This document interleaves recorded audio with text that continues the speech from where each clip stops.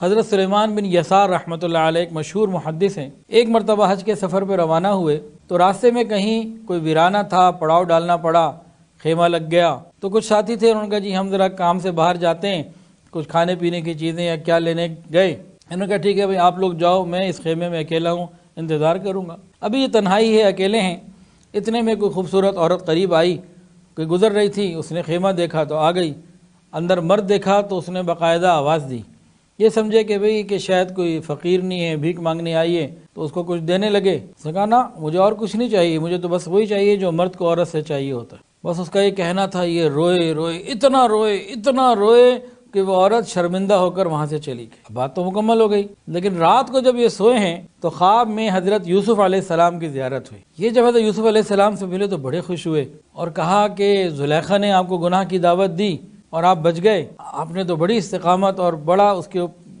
مطلب یہ تو بڑی بات تھی، آپ کی کتنی بڑی سعادت تھی۔ حضرت یوسف علیہ السلام نے ان سے فرمایا کہ سلیمان میں تو نبی ہوں، اور نبی ہو کر جس گناہ سے میں بچا، تم تو ولی ہو کر اس گناہ سے بچے ہو، تمہارا بھی بڑا مقام، تو اس گناہ سے بچنے سے اللہ کے ہاں مقام مل جاتا ہے۔ حضرت جنید بغدادی رحمۃ اللہ علیہ کے زمانے کا ایک واقعہ ہے، ان کے شہر میں ایک امیر آدمی تھا، اس کی جو بیوی تھی نا رشک قمر تھی، بہت خوبصورت اور حسین۔ ایک دن وہ اپنی ڈریسنگ ٹیبل پہ بیٹھی بناؤ سنگھار میں مصروف تھی، خاوند بھی موجود تھا، تو بڑے ترنگ میں آ کے کہنے لگی کہ جو بھی مجھے دیکھے میری طمع کیے بغیر رہ نہیں سکتا، یہ نہیں ہو سکتا کہ مجھے کوئی دیکھے اور پھر اس کے اندر کوئی ایسے جذبات پیدا نہ ہو۔ خاوند نے کہا کہ بھئی جنید بغدادی بھی تجھے اگر جنید بغدادی تجھے دیکھ لیں گے نا، ان کو کوئی تیرا اثر نہیں ہونا۔ میں نے کہا یہ ہو ہی نہیں سکتا۔ میں نے کہا جنید بغدادی نہیں ایسا کریں گے۔ میں نے کہا اچھا پھر آپ مجھے اجازت دیں کہ میں پھر آزما لیتی ہوں، یہ گھوڑا اور گھوڑے کا میدان ساتھ ہی ہے، پتہ لگ جائے گا کتنے پانی میں ہے وہ۔ خاوند نے کہا ٹھیک ہے جا، جو تو نے کرنا کر لے۔ اب یہ بن سور کے خوب تیار ہو کے گئی، مسئلہ پوچھنے گئی تھی کوئی شریعت کا، اور مسئلہ پوچھتے پوچھتے اس نے اپنے چہرے سے پردہ ہٹا لیا، اور جنید بغدادی رحمۃ اللہ علیہ کی اچانک نظر اس کے اوپر پڑی۔ جیسے ہی دیکھا کہ چہرے کے اوپر نقاب نہیں، تو حضرت جنید بغدادی رحمۃ کی آواز نہیں کہ اللہ، وہ اس کے دل کے اندر ایسی پیوست ہو گئی کہ وہاں سے اٹھی واپس گئی، اور اس کے بعد دل میں اللہ کی محبت ایسی رچ اور بس گئی۔ اب وہ سارا دن ذکر اذکار قرآن پڑھتی اور ساری رات تہجد پڑھتی، مصلی پہ کھڑی رہتی۔ اس کا خاوند کہنے لگا کہ جنید بغدادی کا میں نے کیا بگاڑا تھا، میری بیوی میرے کام کی نہیں رہی۔ تو یہ اللہ رب العزت کی مدد ہوتی ہے۔ ہمارے سلسلہ عالیہ کے ایک بزرگ گزرے حضرت خواجہ بایزید بسطامی رحمۃ اللہ علیہ، وہ فرمایا کرتے تھے اپنا واقعہ کہ جب سے نور نسبت میرے سینے کے اندر اترا ہے، اندر سے اتنی ٹھنڈک ہے اور اتنا اللہ تعالیٰ کی رحمت ہے، مجھے عورت اور دیوار کا فرق بھی اب محسوس نہیں۔ تو یہ اولیاء کاملین کی حالت ہوا کرتی ہے۔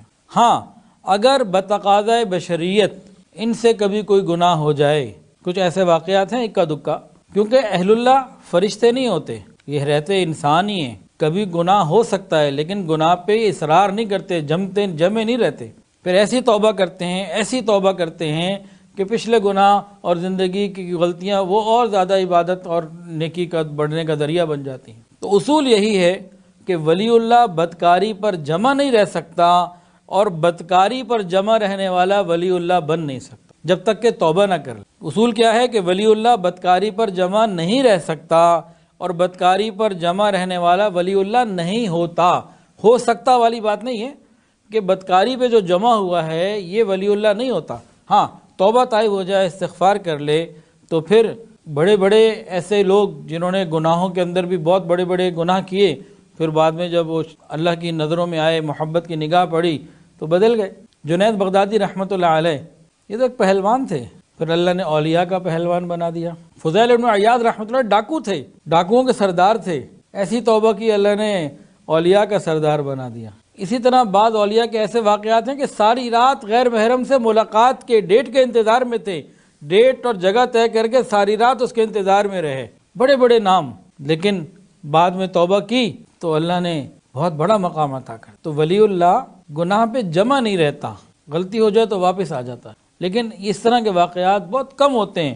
لیکن ہمارا مزاج ہے کہ بس اس قسم کا کوئی واقعہ ملے تو اسی کو پھیلا دو۔ اب چونکہ یہ معاملہ ہی حیا اور پاک دامنی سیریز کا ہے تو اس میں بہت ساری باتیں ایسی آئیں گی جو ہر محفل میں نہیں کی جاتی، لیکن اس کے کیے بغیر گزارا بھی اب کوئی نہیں رہا۔ حضرت خواجہ بہاؤالدین نقشبند بخاری رحمۃ اللہ علیہ، ان سے کسی نے پوچھا حضرت انسان بالغ کب ہوتا ہے؟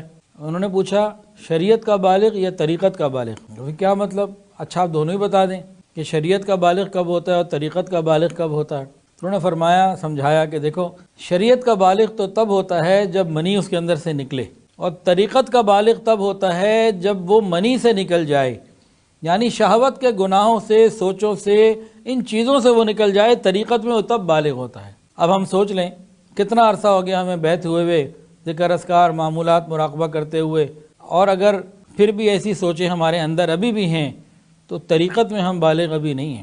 تو شریعت کا بالغ ہونا اور طریقت کا بالغ ہونا ہمارے بزرگوں نے اس کو بھی سمجھا دیا۔ اس سے معلوم ہوا کہ نور ولایت جب اندر آ جاتا ہے پھر اندر ایک سکون کی کیفیت ہوتی ہے۔